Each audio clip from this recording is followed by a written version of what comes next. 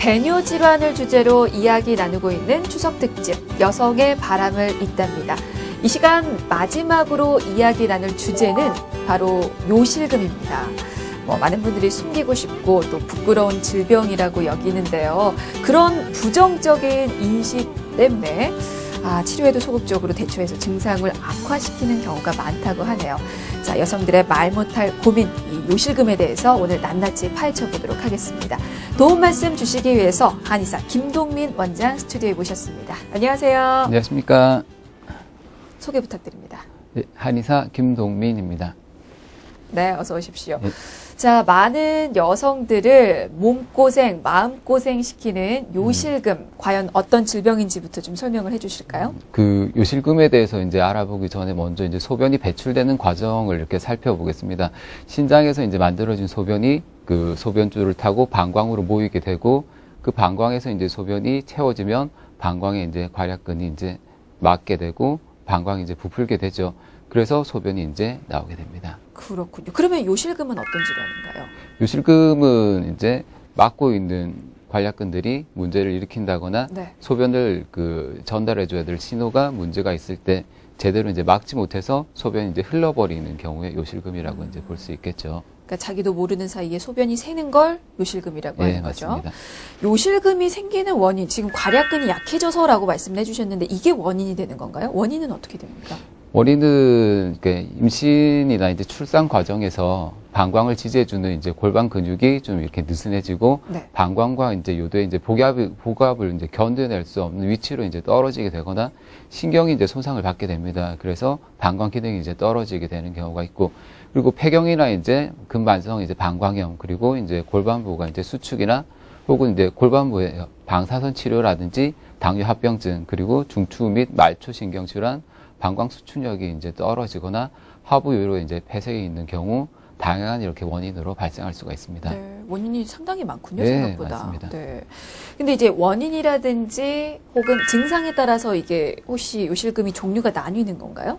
예, 요실금의 종류에는 이렇게 아무런 유발 요인이 없이 소변이 이제 배출되는 진성 요실금, 그리고 기침이라든지 이제 복압이 올라갔을 때 발생하는 복압성 요실금, 그리고 이제 소변을 보고 싶을 때 소변을 이렇게 참지 못하는 절박성 요실금, 그리고 소변이 가득 차서 흘러 넘치는 범람성 요실금 등이 있습니다. 그렇군요.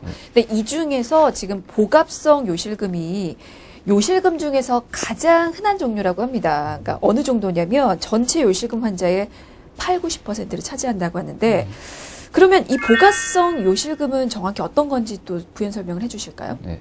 복압성 요실금은 이게 배에 압력이 가해지는 상황에서 소변이 이제 새는 상황을 말하는데요.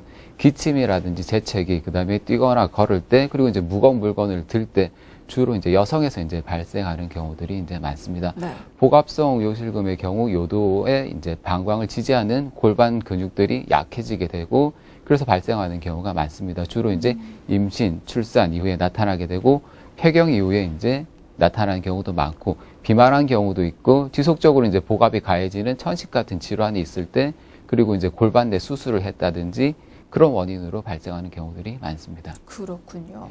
지금 복압성 요실금에 대해서 설명을 해주셨고요. 그리고 이 외에 또 한 20% 정도 요실금 환자가 또 차지하는 비율이 절박성 요실금이 있습니다. 이건 어떻게 나타나죠? 네, 절박성 요실금은 갑자기 소변이 이렇게 마려운 느낌이 드는 절박요 때문에 나타나는 경향이 있습니다. 네. 갑자기 이렇게 요일을 느끼게 되면 화장실에 가는 도중이나 이렇게 속옷을 내리기도 전에 소변이 이렇게 이제 흘러나와 버리게 되죠. 이렇게 준비가 되기 전에 방광이 이제 저절로 수축해 버리게 되고 소변이 이제 흘러나오는 경향이 있습니다. 근데 기본적으로 이런 요실금은 두 가지가 같이 병행돼서 나타나는 경우가 사실 좀 더 많긴 합니다. 그렇군요.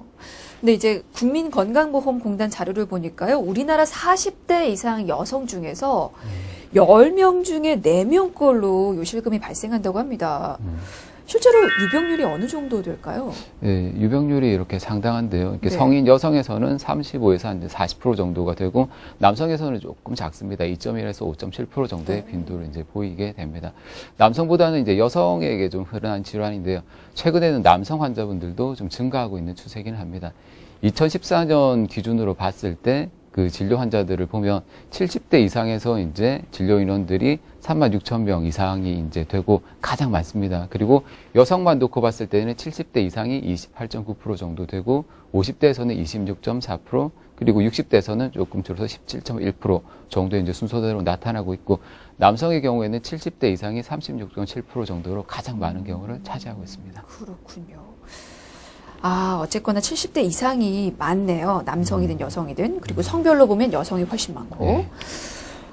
근데 사실 요실금이 단순히 배뇨의 이상으로만 볼 수 없는 게, 갑작스럽게 소변이 새다 보니까 외출에 대한 두려움 같은 걸 또 느끼시잖아요. 이런 심리적인 스트레스가 상당하실 것 같은데 그런 분들 실제로 많으시죠? 네, 상당히 많습니다. 네. 다른 이제 뭔가 통증을 수반하는 게 아니라 심리적인 고통이 사실은 상당하죠. 네. 45세 여성의 이제 6명 중에 1명은 요실금으로 그 과로를 하게 되고 많은 이제 걱정들을 하고 있습니다. 그리고 5명 중에 1명은 그 소변이 이게 누출되면서 옷을 갈아입어야 하는 경우가 생기게 되고요. 그리고 7명 중에 2명은 요실금 때문에 외출이라든지 운동을 좀 자제를 하는 그 삶의 질이 상당히 이제 많이 떨어지게 되고 자신감이라든지 자존감 같은 게 많이 좀 손상을 받게 됩니다. 그래서 대인기피증이라든지 우울증을 같이 동반하는 경우들이 많습니다.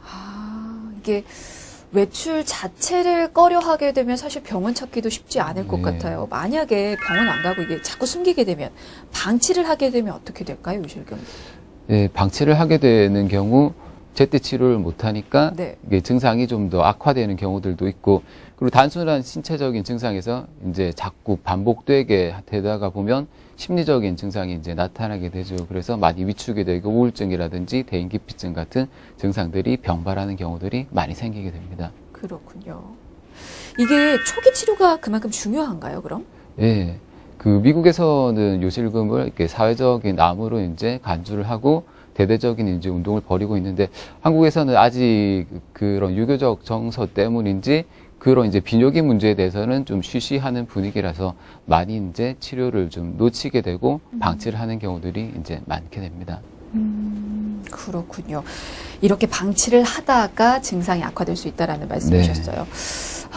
근데 이제 사실 모든 질환이 그렇지만 증상이 심각해지기 전에 치료를 받아야 되거든요. 근데 그렇게 진료를 받으려면 본인이 또 자각을 해야 되기 때문에 자가 진단법이 있으면 또 알려주세요. 네, 있습니다. 그 화장실에서 이제 소변을 보기 전에 좀 흘린 경우가 있다든지, 소변이 이제 마렵기 시작할 때 참을 수 없게 심하게 갑자기 마렵다든지, 기침이나 재채기를 할 때 소변이 조금씩 흐른다든지, 소변을 봐도 좀 시원하지 않다, 혹은 운동을 할 때 몸의 자세를 바꿀 때 소변이 흐른다, 이런 증상들이 2개 이상 보인다면 전문적인 진단을 받아보시는 게 좋습니다. 그리고 요실금의 경우에는 이제 나이가 들수록 증가를 하긴 하는데, 요즘은 젊은 층에서도 사실은 많이 나타나게 됩니다. 그래서 나이에 상관없이 요실금 증상이 있다면 그 바로 정확한 진단을 받아보시는 것이 좋습니다. 알겠습니다. 지금 5가지 항목 중에서 2가지 이상에 해당이 된다면 내원을 한번 해보시기 바라겠습니다. 만약에 내원을 하면 치료는 그러면 어떻게 하십니까? 네, 그 요실금은 이제 일단 병원 문턱을 넘기가 사실은 어렵지, 진료 자체가 그렇게 어려운 질환은 아닙니다. 네. 그 대표적인 치료법을 보면 이렇게 비수술적인 요법으로 약물 요법, 그리고 골반 근육 강화 운동, 그리고 바이오 피드백 운동, 그리고 자기장 치료 같은 치료법이 있습니다. 그리고 경우에 따라서는 이제 수술을 하는 경우들도 있는데, 요실금, 그 근본 수술, 레이저 시술 같은 것들이 있습니다. 그렇군요. 지금 말씀해 주신 건 약간 양의학적인 방법인 것 같아요. 네.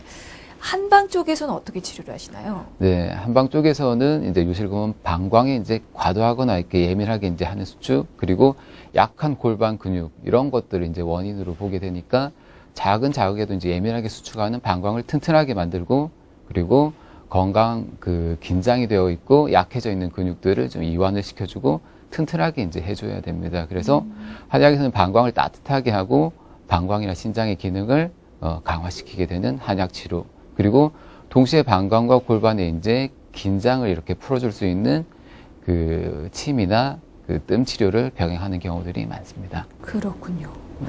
이게 보통 얼마 기간 동안 진료를 받아야 되는 겁니까, 그럼?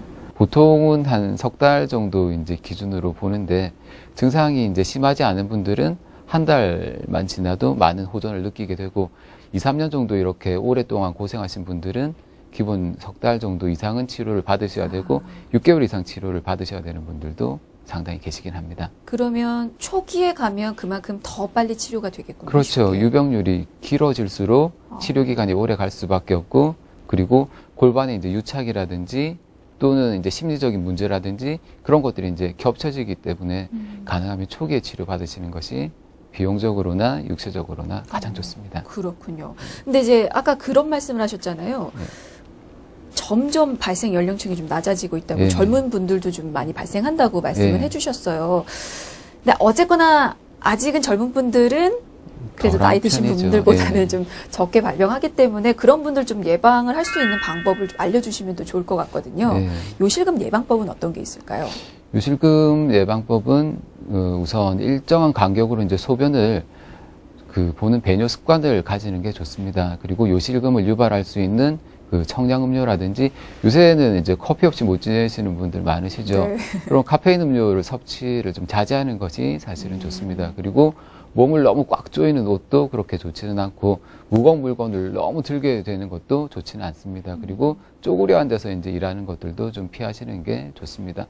그리고 변비가 의외로 이제 요실금을 이렇게 유발할 수 있으니까 대변을 잘 볼 수 있도록 식이섬유를 잘 섭취를 하시고 그리고 물을 충분히 드시고 그리고 흡연 같은 경우에 이제 기침을 유발해서 방광을 자극할 수도 있습니다.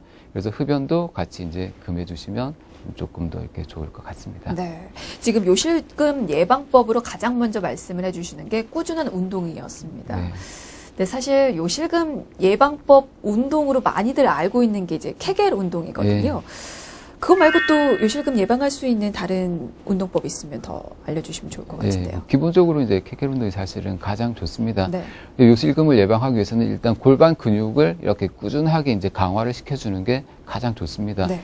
그래서 골반 근육 같은 경우에 출산 이후에 많이 이제 이완이 되거나 안 좋아지는 경우가 많아서 요실금이나 이제 절박성 요실금 같은 게 이제 발생하게 되고 그럴 때 사실 상당히 이제 효과적인 치료법이 될 수가 있습니다.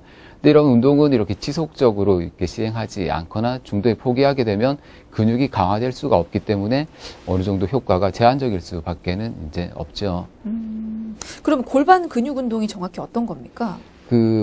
항문을 이렇게 위로 당겨서 이제 힘을 주는 그런 느낌으로 수축을 시키게 되고, 네. 골반을 수축을 시켰다가 이완을 시켰다가 그렇게 이제 반복적으로 이제 움직여주는 운동을 하시면 되고, 이때는 이제 골반 근육만 이제 사용을 하는 것이 좋고, 숨을 멈춘다거나 이제 엉덩이나 다리 쪽으로 힘을 너무 과도하게 이렇게 주지 않는 것이 좋습니다. 그리고 또 뭐 이제 비만 같은 경우에 요실금의 이제 원인이 될 수 있으니까, 비만이 있으신 경우에는 식사 조절 하시고 그리고 운동도 같이 이제 병행을 해서 다이어트라든지 골반 근육을 같이 이제 강화시켜 주는 게 좋습니다. 그리고 생각보다 이제 케겔 운동뿐만 아니라 걷는 운동이라든지 수영이라든지 또는 달리기 같은 유산소 운동 같은 게 상당히 이제 효과를 많이 나타내게 됩니다. 그래서 같이 병행하시는 것이 훨씬 더 좋습니다. 알겠습니다. 자, 끝으로 요실금 치료하거나 혹은 예방하는 데 있어서 도움이 될 만한 당부 한 말씀 좀 남겨주시죠. 네. 요실금 증상이 너무 이제 쉬쉬하다 보니까 그것에 대해서 너무 좀 부끄러워하시고 또 혹은 너무 이렇게 아프질 않으니까 좀 가볍게 보는 경우들도 사실은 상당히 있습니다.